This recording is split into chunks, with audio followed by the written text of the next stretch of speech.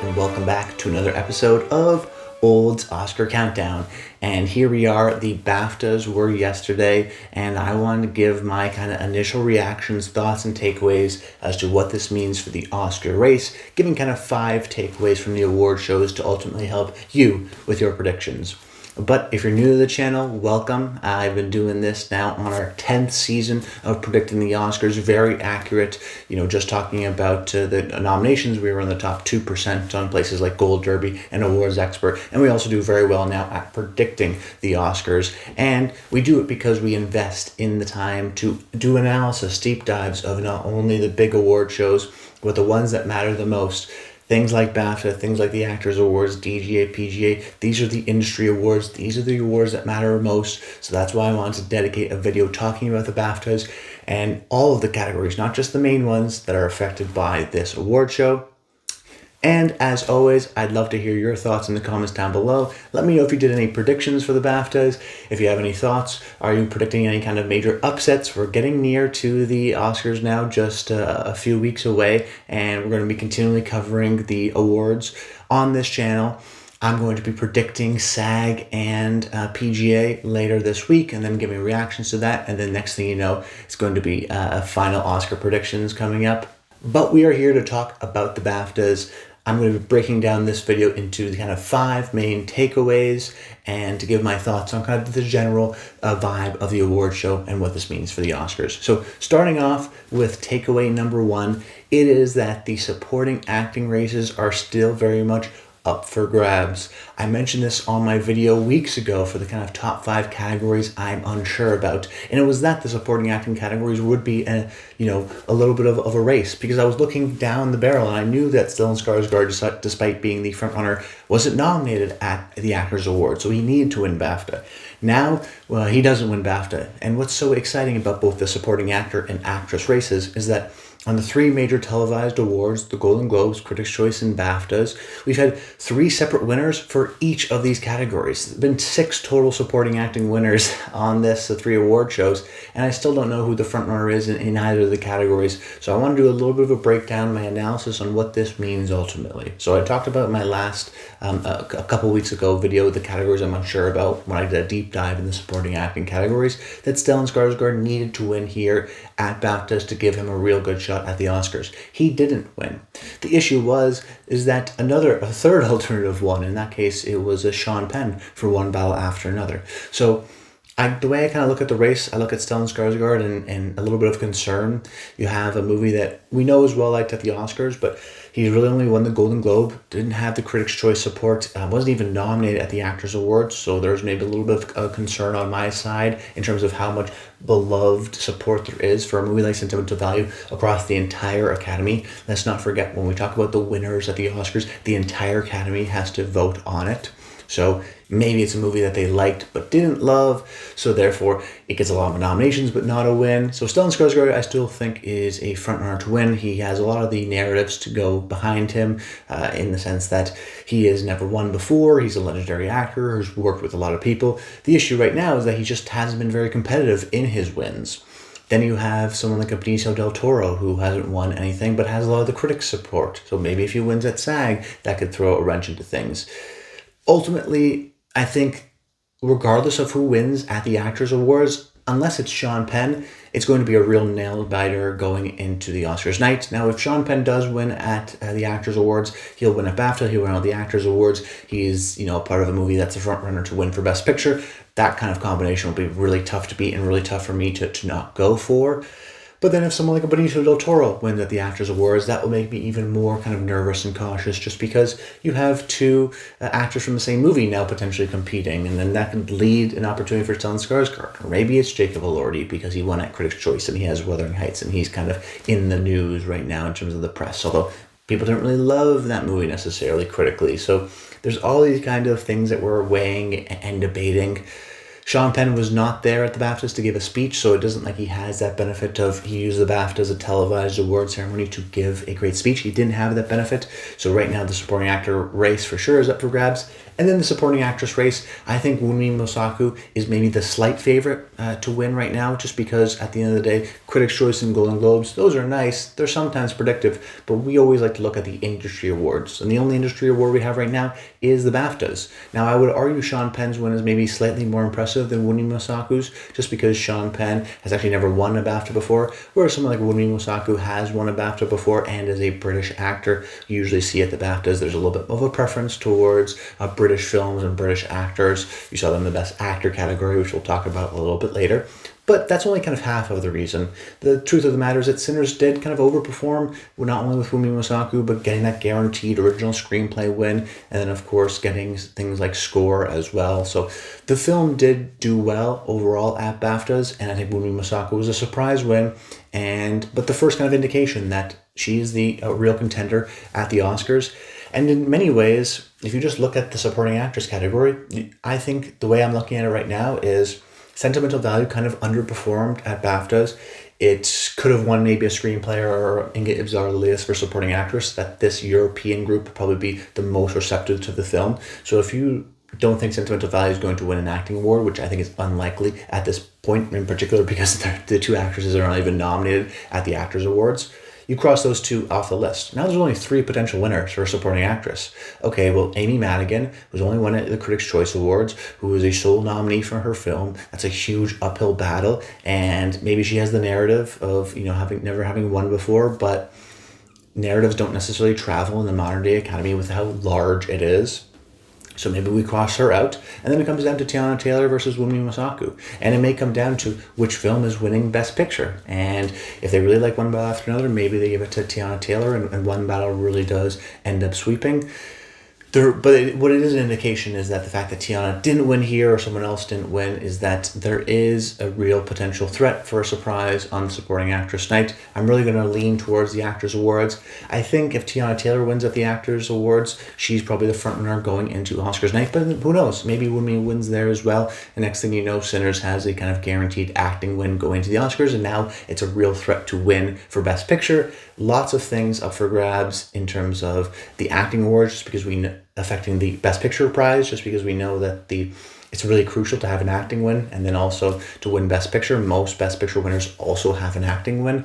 So this is going to be a category I'm looking at really closely, but this was a good speech by Wunmi. I don't know if this was necessarily an amazing speech that will go viral. Professional, well told, but she was reading for a lot of it. So unless it goes viral, I don't think she's going to get necessarily a huge boost from her speech individually, but the fact that you only have about 5 days left of Actors Awards votings, we know that the Actors Awards, the SAG there, actually really loved Sinners and gave it a bunch of nominations, and is maybe going to win for Best Ensemble. So there's a very realistic possibility Wunmi wins there, and then all of a sudden, I think she's going to be the clear frontrunner going for the Oscars night.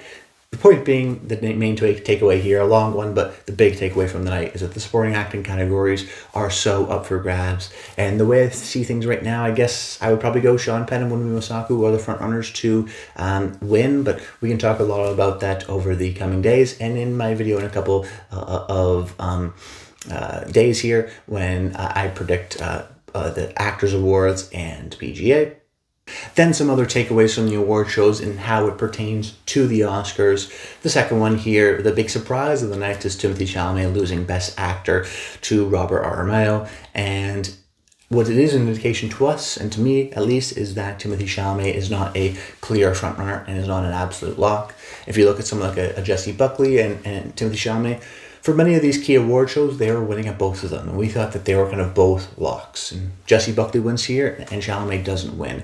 And on one hand, I don't think it's a huge blow to his chances. I don't think he is the frontrunner to win, but it does represent a vulnerability. Because in years in which we've seen frontrunners that are the clear and away frontrunners, they usually win at all of these award shows, like a Jessie Buckley. I don't think anyone is concerned that she's not going to win.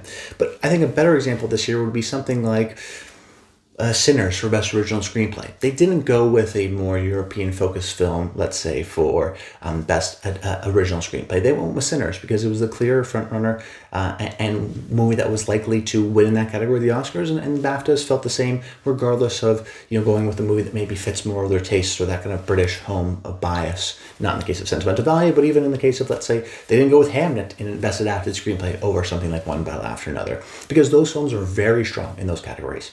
Chalamet not winning here indicates that he's not very strong in this category. He may be strong, but not necessarily very strong. That they want to go with a British favorite here, a movie that they really well appreciated, with a kind of classically transformative type of performance, in this case with kind of the tics of Tourette's, and then you have the real person coming along with him on the campaign. So there's the kind of classic Oscar role performance that we usually see.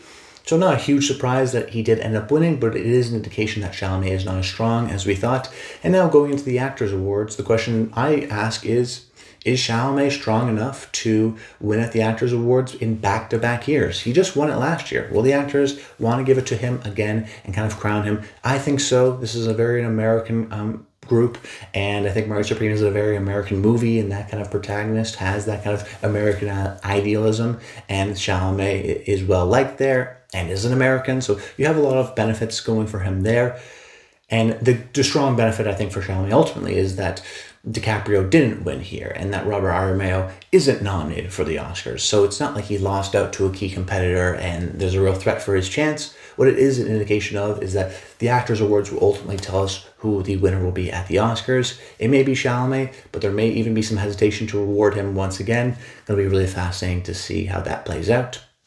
The third takeaway of the evening here was that the below-the-line categories are pretty locked up. There wasn't a lot of surprises in a lot of the below-the-line categories. I'm talking about categories like production design, makeup, costume design, score, visual effects. A lot of these categories were expected to be the frontrunners, and the frontrunners won. Sometimes BAFTA will do some odd things, but for the most part, the odds-on betting's favorites ended up winning in their categories. So it's an interesting year in that we have a lot of the top-of-the-line categories, the main acting categories, even I would argue something like Best Picture, potentially up for grabs, but then a lot of these technical categories, I'd be surprised if Frankenstein doesn't win makeup and production design and costume design. I'd be surprised if Louis Granson doesn't win his third Oscar for Best Score. So even something like Best Animated Feature, I think, is still K-pop Demon Hunters, or Best Original Score, or Best Original Song, is still probably going to be Golden. They performed it at BAFTA, even though they didn't, reward or nominate that film, K-pop Demon Hunters. It wasn't eligible, but still, there's clearly a lot of passion for that song